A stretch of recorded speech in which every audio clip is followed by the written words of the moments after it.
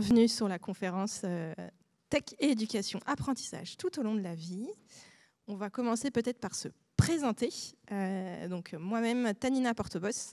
Donc je suis la directrice du projet IOTA, qui est à l'initiative de l'école 42.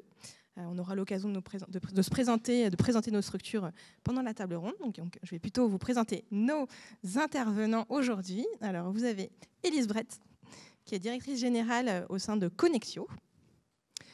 Sonia Pham, qui est animatrice chez Coloris. Et Tom Lann, qui est directeur du programme Future of Tech au sein de l'association Latitude. Alors, avant de leur donner la parole, on va peut-être introduire un petit peu le sujet d'aujourd'hui. Alors, Tech et éducation, apprentissage tout au long de la vie. Pourquoi apprentissage tout au long de la vie ? Parce qu'aujourd'hui, on est dans une société numérique qui va très vite. Des nouvelles technologies se déploient très, très rapidement au quotidien. Et autant dans les années 80, nos compétences techniques pouvaient être utilisées pendant une trentaine d'années, autant aujourd'hui, nos compétences digitales deviennent obsolètes au bout de 2 ans. Donc c'est bien pour ça qu'on parle d'apprentissage tout au long de la vie et qu'on est assez nombreux à être concernés par ces sujets. Et donc c'est ce qu'on va essayer de voir un petit peu aujourd'hui en 3 temps.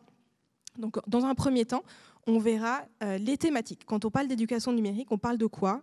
Quels sont les sujets qu'il y a derrière ? Et on verra du coup ça tous ensemble. Dans un second temps, on verra les typologies publiques qui sont concernées par ces sujets. Et on verra que on est nombreux, voire même tous concernés, sans spoiler la conférence. Et enfin, on essaiera de vous faire repartir avec des pistes concrètes d'action que vous pourrez mettre en place après cette table ronde. Voilà un petit peu le super programme qu'on a aujourd'hui.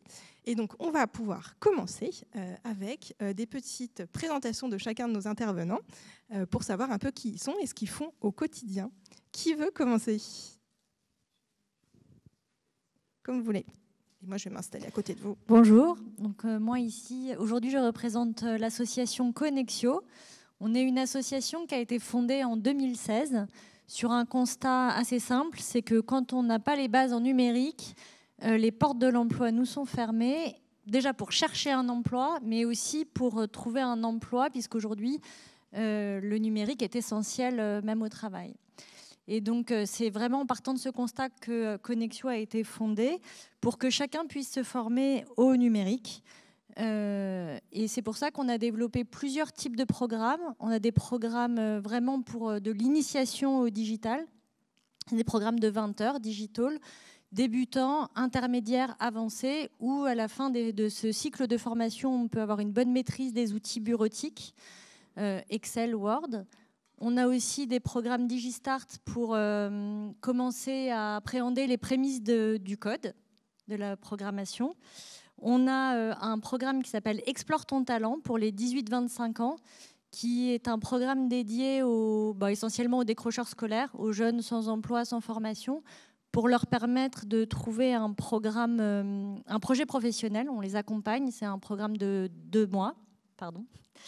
Et on a aussi des programmes plus certifiants qui sont sur 1 an d'alternance en technicien système et réseau et en cybersécurité. Tous nos programmes sont avec des ateliers soft skills, parce que les compétences numériques sont essentielles, mais on a compris aussi que c'était important d'avoir un accompagnement qui permet de peut-être des fois reprendre confiance en soi, ou tout simplement d'apprendre à faire son CV, sa lettre de motivation, être préparé pour passer des entretiens. Et on a inclus aussi des ateliers d'initiation à l'intelligence artificielle dans tous nos programmes, qui font aujourd'hui partie des basiques du numérique. On a également un programme au Kenya. On est présent dans un camp de réfugiés où on a formé déjà 450 réfugiés, dont 300 femmes. Puisque en fait, dans ces endroits-là, une des meilleures opportunités de devenir autonome financièrement, c'est par le numérique, puisqu'il y a beaucoup d'emplois qui se font à distance. Et donc, ça a permis à ces femmes-là d'avoir une autonomie financière. Et en plus, l'impact est très important, parce que chaque personne formée, ça c'est en général, va former elle-même 2 à 3 personnes. Donc, il y a un effet cascade qui est très, très intéressant, qui est très fort. Et enfin, puisque c'est aussi la thématique, chez Connexio, on donne une forte importance à la place des femmes dans le numérique. Et tous nos programmes d'initiation au numérique, on arrive à atteindre la parité dans tous les groupes. et d'avoir 51% de femmes qui participent à ces programmes. Donc on est assez fiers. Il y a encore du chemin à faire, mais en tout cas, on essaye. Voilà. Merci. Bonjour à tous, je suis ravie d'être là. Moi, je suis Sonia, donc je suis formatrice et freelance dans le domaine du design et du codage, et je suis animatrice coloris depuis maintenant 3 ans. Alors, je partage ma passion du design et du codage avec des tout petits dès l'âge de 3 ans, et également des jeunes adultes en école, en études supérieures. Et avec Coloris, je fais des ateliers. Donc c'est un angle assez unique, c'est qu'on sensibilise les tout petits dès l'âge de 3 ans à l'algorithmie, à la logique, à la pensée logique, à l'informatique, mais sans écran. Donc toutes nos activités sont très ludiques, impactantes et accessibles aussi, même pour vous, vous pouvez jouer. Et on développe la pensée critique, l'autonomie et la créativité. On aborde des sujets comme l'algorithmie, mais aussi des personnages importants importants dans l'informatique. On a des robots programmés que les enfants doivent programmer. On est dans l'action, dans la motricité fine, et ce qui développe énormément l'autonomie chez l'enfant. Pourquoi Coloris ? Donc Coloris a été créé par Amélia Matar, qui est la fondatrice de Coloris, qui elle est passionnée par les nouvelles technologies depuis toute jeune. Pourquoi Coloris a été créé ? Tout simplement pour développer le potentiel créatif chez les tout petits, leur permettre d'être des citoyens conscients et non simplement des consommateurs. Donc à travers nos activités, on va quand même éveiller leur conscience, de comprendre du pourquoi, du comment un algorithme est fait. Alors, c'est ce qui est drôle, si je peux donner une petite anecdote d'un de mes ateliers que j'ai donné mercredi dernier. Donc j'aborde la notion d'algorithmie avec les tout petits. Donc j'avais un groupe d'une dizaine de 4 ans. Et en fait, je leur explique ce que c'est un algorithme, donc une suite d'instructions, et qu'on donne un algorithme à un petit robot pour qu'il puisse faire ce qu'on lui dit. Et donc là, j'ai un enfant qui me dit « Ah, mais maman, quand elle me dit va ranger tes affaires, brosse-toi les dents, va mettre la table », en fait, elle me donne un algorithme. Ben oui. Ah, mais moi, je ne suis pas un robot, donc je décide de ne plus être un robot, donc je ne veux plus écouter maman. Aïe. C'est à peu près ça, oui. Donc c'est assez drôle, ils interprètent à leur façon, mais surtout, ça éveille les consciences. On est pour l'égalité des chances aussi. Coloris, on intervient partout en France, dans la France, dans les écoles publiques, privées, les centres de loisirs. Peu importe le milieu, donc on touche tous les enfants, quel que soit leur genre, leur culture et leur territoire. On essaie, nous, de pouvoir leur faire prendre conscience que le numérique conscient, c'est beau, c'est bien, on peut mettre des actions en place, on peut faire bouger les choses, et ça fonctionne chez les tout petits parce que ce sont des éponges, et voilà. En tout cas, merci pour l'attention. Bonjour à toutes et tous. Donc moi je m'appelle Tom Lann. Peut-être juste reparler un tout petit peu de mon parcours parce que du coup il y a un biais peut-être dans la façon dont je vais aborder le sujet aujourd'hui. Moi j'ai fait des études d'informatique et de maths. Je suis resté 10 ans dans une grande compagnie d'assurance et au bout de 10 ans, la question de sens elle était là depuis longtemps, mais c'était en fait la question d'utilité. Qui résonnait chez moi et qui fait que j'ai pris le virage de l'économie sociale et solidaire et en particulier du numérique, mais pas parce que j'étais fan du numérique, c'est parce que j'avais le sentiment que rapprocher numérique et bien commun, il y avait des choses à faire. Et donc ça fait 10 ans maintenant que je suis dans l'économie sociale et solidaire et autour du numérique et ce qu'on appelle le numérique responsable. Et depuis 2 ans et demi donc, au sein de l'association Latitude, que je connaissais depuis un petit moment, et qui est assez complémentaire ou qui fait des choses aussi un peu similaires à Coloris. Et Elise, tu parlais de l'origine de Connexio. Je prends aussi quelques secondes pour parler de l'origine de Latitude. Ça veut dire un peu qui on est, je trouve. En fait, ça s'est créé en 2017. C'est 3 amis de la même promo de l'école d'ingé de Centrale Supélec qui voulaient être ingénieurs. parce que pour eux, le métier d'ingénieur, c'était le meilleur métier pour sauver le monde, que ce soit la planète, la société, etc. Et à la fin de leur diplôme, en fait, ils se sont rendus compte qu'ils avaient presque pas parlé des enjeux sociaux, des enjeux environnementaux. Et donc, il y avait un gros trou dans la raquette. Ils savaient manier le numérique, mais ils ne l'avaient pas utilisé pour répondre aux défis de notre temps. Et du coup, quasiment le lendemain de leur diplôme, ils ont créé cet asso avec le programme originel de rapprocher la tech de l'intérêt général, de se poser à chaque fois la question de la finalité. Est-ce qu'on a besoin du numérique partout, tout le temps, ou est-ce qu'on peut le réserver là où il a le plus d'impact? Parce que chez Latitude, on n'est pas du tout anti-numérique, bien loin même, mais on pense qu'il faut se poser plus de questions par rapport à ces impacts, qu'ils soient sociaux, environnementaux. Sonia en a parlé un petit peu, on a une approche aussi, je reviendrai là-dessus, très, très générale de ces éléments-là. Et qu'est-ce qu'on fait chez Latitude? On a une quinzaine de salariés à temps plein et on crée des programmes. On crée des programmes pour se poser des questions et donner envie d'agir pour un numérique plus souhaitable. On a des programmes qui s'adressent aux ados, collèges, lycées. On en parlera plus tout à l'heure.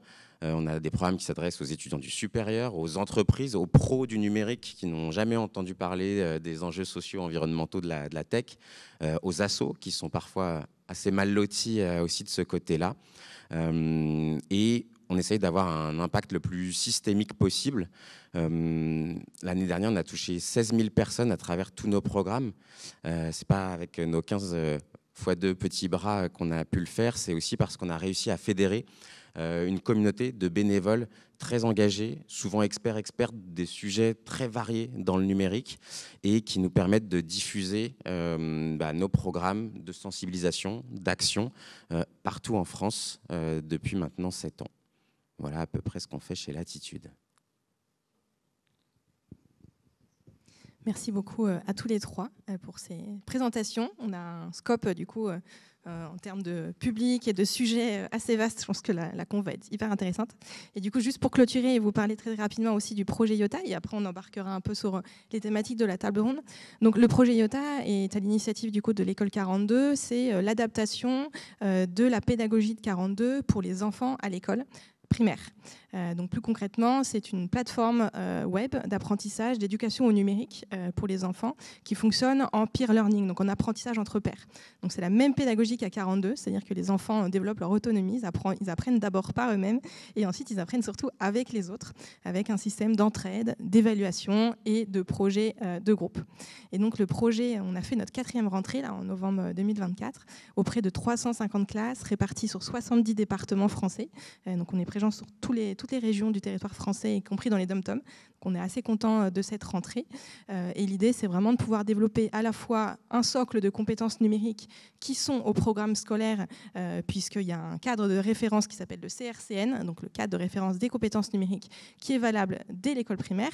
Donc ça nous permet ça permet surtout aux enseignants de pouvoir s'appuyer sur une plateforme pédagogique avec des contenus qui sont intégrés, donc sans besoin de formation, pouvoir accompagner leurs enfants à devenir des citoyens responsables et être en mesure de comprendre comment les technologies fonctionnent et de pouvoir les utiliser à bon escient tout en se protégeant soi-même, sa vie privée et ses données personnelles.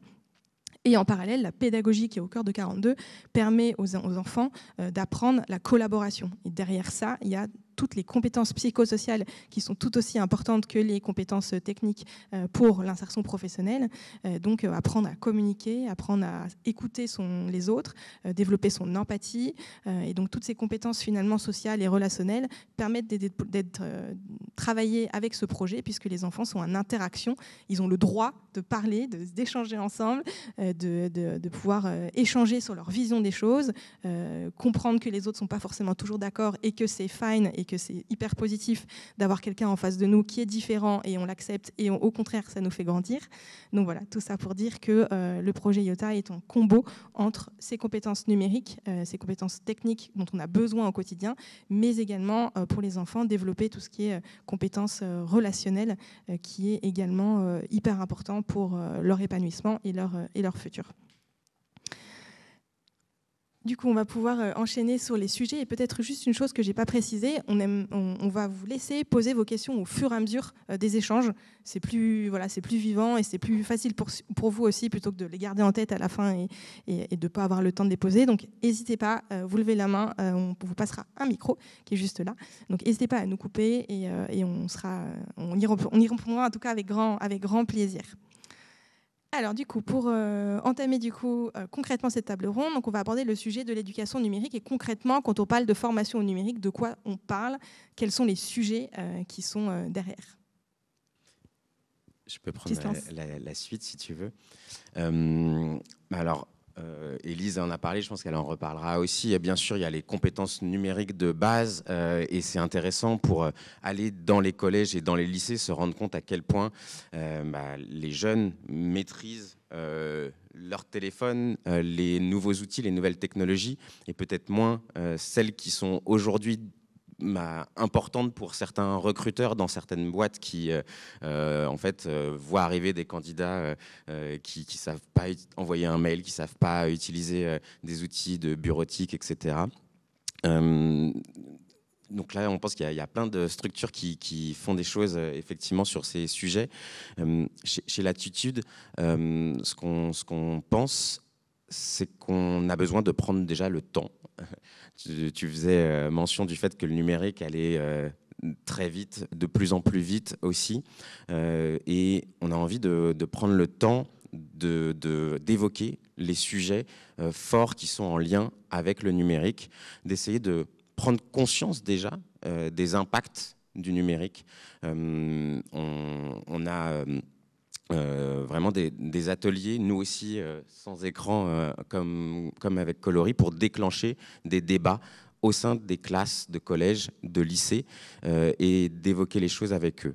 On a, chez Latitude, le sentiment que, notamment les jeunes, considèrent les impacts du numérique comme quelque chose de particulièrement abstrait, et du coup peut-être un petit peu moins grave que la réalité ne l'est aussi. Et donc, peut-être que pour avoir un avis éclairé sur le sujet et d'utiliser les technologies comme on pense qu'il faut les utiliser, il faut aussi déjà avoir un peu connaissance de ces enjeux-là. Et donc, il y a plein d'acteurs aujourd'hui qui travaillent certaines de ces causes, certains de ces enjeux. Chez Latitude, on se positionne comme un acteur qui aborde l'ensemble de ces enjeux-là, qu'ils soient sociaux ou environnementaux, de manière très introductive, pas forcément pour convaincre tous les jeunes d'en faire des citoyens exemplaires qui appliqueront tous les faits et gestes pour un numérique le plus responsable possible, mais pour déclencher le déclic chez ces utilisateurs qui feront le numérique de demain, qui utiliseront le numérique de demain, et de se dire... Encore une fois, on ne va pas convertir tout le monde, ce n'est pas forcément l'objectif, même si, bien sûr, quand on veut essayer de faire en sorte d'aller vers un numérique plus souhaitable. Par contre, on veut donner les clés à tous ces jeunes citoyens pour faire leur choix en âme et conscience. Et donc, mesurer les conséquences de certains choix, de certains non-choix, de certaines utilisations ou de certaines transmissions qu'ils pourraient faire autour d'eux. Et donc, à travers l'échange, le débat, d'aborder des éléments que vous connaissez peut-être, que les jeunes ne connaissent pas tous, comme les enjeux d'accessibilité, par exemple, l'accès au numérique, aux compétences de base, encore une fois, mais l'accès aussi au numérique en situation de handicap. Combien de fois, en salle de classe, j'ai eu le retour de « mais monsieur, les personnes aveugles, elles n'utilisent pas de smartphone ». Je suis désolé, ça a révolutionné leur vie. Ou alors même chez les pros, oui mais monsieur, l'accessibilité, c'est chiant et c'est lourd et ça coûte cher et du coup ça ne nous permet pas d'innover. Ça nous parlait de rappeler toutes les innovations qui ont été imaginées pour des personnes en situation de handicap et qui sont aujourd'hui utilisées par toutes et tous, comme justement l'email, le SMS, les télécommandes, etc. Donc rappeler que faire attention à toutes et tous n'est pas toujours une contrainte, au contraire, c'est aussi vecteur d'innovation.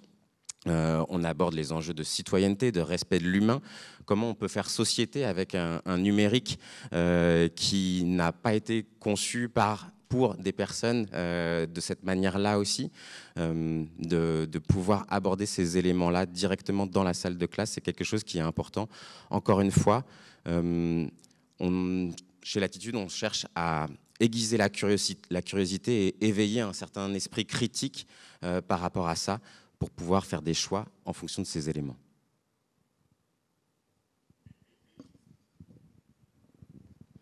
Merci beaucoup, Tom. Est-ce que Sonia, tu veux compléter un petit peu? Oui. Alors, moi, quand on parle d'éducation numérique, pour moi, ça va au-delà de maîtriser des outils technologiques ou numériques. C'est vraiment prendre conscience du fonctionnement d'un outil numérique et de comprendre profondément qu'est-ce qui se passe derrière. Donc, c'est ce qu'on fait un peu avec, c'est ce qu'on fait beaucoup avec Coloris, c'est de comprendre le pourquoi et le comment. Et ça, c'est hyper important chez l'enfant. Je vous donne quelques exemples d'activités qu'on peut mettre en place. Notamment, on a une activité qui parle c'est le voyage du smartphone. Donc, de comprendre comment est créé un smartphone, qu'est-ce qui nécessite, qu'est-ce qu'il faut comme matériaux, comme métaux rares, combien de temps ça prend, combien de litres d'eau nous avons besoin pour créer un smartphone, tout le voyage du smartphone, et on fait ça tout en s'amusant. Donc finalement, on a cet aspect hyper ludique, mais on éveille les consciences pendant l'activité. Et donc c'est un peu ça l'éducation numérique, c'est d'éduquer, mais pas sur l'aspect uniquement technique de maîtriser un outil, mais c'est de comprendre les causes de pourquoi aujourd'hui on peut être addict à certains écrans, on peut être addict à des réseaux sociaux ou aux écrans. Quelles en sont les conséquences individuelles pour moi? C'est quoi mes conséquences? Ça peut être le manque de sommeil, ça peut être mal-être, etc. Et les conséquences aussi sociétales. Et ça, c'est important. Donc, quand on parle d'éducation numérique, on englobe les causes, de comprendre les causes.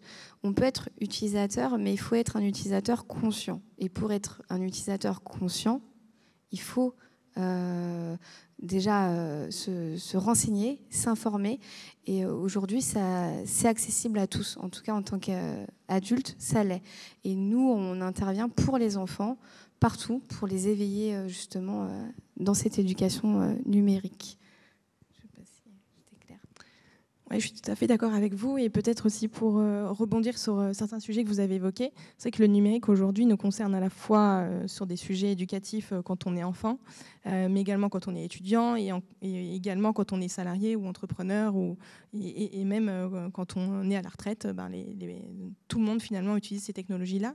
Et finalement, on prend rarement le temps de se poser les questions. On consomme en fait des technologies, et on prend très rarement le temps de se poser les questions, de se dire mais comment ça fonctionne, quel est l'impact que ça a sur moi, sur les autres et sur la planète. Et finalement, c'est pourquoi justement tous ces sujets sont importants, et pourquoi on en parle aussi aujourd'hui. C'est parce que je pense qu'il faut qu'on prenne conscience qu'il y a des aspects super positifs à toutes ces technologies-là, mais que si on ne fait pas une pause, un instant, pour se poser les questions de pourquoi on les utilise, à quoi ça sert et quel impact ça a, finalement, on va à la dérive, et de toute manière, la jeunesse ne va pas se rendre compte non plus du rôle qu'ils ont à jouer pour le futur finalement, et les futures innovations. Ça va être eux en fait qui vont imaginer aussi les futures applications de ces technologies-là, et que si on les a pas embarqués dès le début en leur disant mais attends, prends le temps de réfléchir, et toi comment tu imaginerais ces technologies-là pour le futur, du coup on aura loupé notre travail aussi éducatif. Donc je trouvais, quand tu parlais aussi Tom d'impact environnemental, c'est quelque chose je trouve qui n'est pas suffisamment présent dans le discours actuel, et on ne se rend pas compte parce que c'est pas concret, contrairement à peut-être, je sais pas, des déchets qu'on voit par terre. Oui, quand on consomme une vidéo YouTube, oui, ça a un impact environnemental. Je trouve ces thématiques-là pas encore suffisamment abordées aujourd'hui. Tu voulais rebondir, Élise, peut-être tu veux rebondir un peu sur ces sujets-là, ou Tom, tu voulais réagir? Non, moi je voulais peut-être juste rebondir par rapport à ce que tu dis. C'est vrai sur l'impact environnemental, c'est aussi vrai sur les enjeux de diversité. Et je pense que c'est aussi notre rôle de pouvoir montrer du doigt certains stéréotypes, certains clichés qui sont déjà très très ancrés, même dans le plus jeune âge. Et peut-être faire un parallèle avec quelque chose qu'on voit souvent dans un de nos ateliers qui s'appelle Future of Tech, où à un moment donné, on leur demande de créer la meilleure équipe possible avec 25 CV simplifiés qu'on leur donne, et sans leur donner plus d'explications, une fois sur deux, que ce soit des équipes de garçons ou de filles, on nous propose une équipe composée uniquement d'hommes, sans qu'ils se soient posé la question de est-ce que c'est un problème ou pas. Et donc ça va dans le sens de ce que tu disais, c'est-à-dire qu'il y a soit ils en parlent pas beaucoup, soit quand ils en ont parlé, ils n'ont jamais vraiment creusé le sujet, c'est-à-dire qu'ils sont pareil sur l'impact environnemental, sur les sujets de diversité, ils sont tous d'accord pour dire que la mixité, la diversité, c'est des notions qui sont importantes. Généralement, il peut y avoir des débats là-dessus. Par contre, quand on creuse le sujet de pourquoi c'est important, pourquoi le manque de diversité peut avoir un impact négatif sur un projet technique, mais ça serait le cas ailleurs aussi, c'est des choses qui n'ont jamais été abordées. Donc c'est important, encore une fois, de prendre le temps de creuser ces sujets-là pour qu'ils aillent un petit peu au-delà de la bien-pensance, entre guillemets, sur ces sujets. Tout à fait. Et peut-être pour citer aussi une étude là, qui a été publiée récemment, c'est l'étude, je ne sais plus comment on prononce, c'est ICLIS. C'est une enquête internationale qui est réalisée sur les collégiens de 4e dans plein de pays au niveau international. Et ils ont ressorti que 50% des enfants du coup, au collège ne maîtrisaient pas les compétences de base en termes de littératie numérique et de pensée algorithmique. Donc c'est pour vous dire aussi le travail qu'on a sur cette nouvelle génération que l'on dit parfois digital native, sauf qu'en fait, à part leurs pratiques finalement quotidiennes qui sont quand même très très spécifiques sur des réseaux très très spécifiques et qui ont une portée aussi très très limitée, finalement derrière ils comprennent pas plus que ça le fonctionnement de ces outils et du coup c'est beaucoup plus dangereux pour eux de tomber dans des travers et de se laisser embarquer par ces algorithmes, par tous ces mécanismes d'économie de l'attention et de tomber du coup en dépression et d'avoir un impact sur leur santé mentale.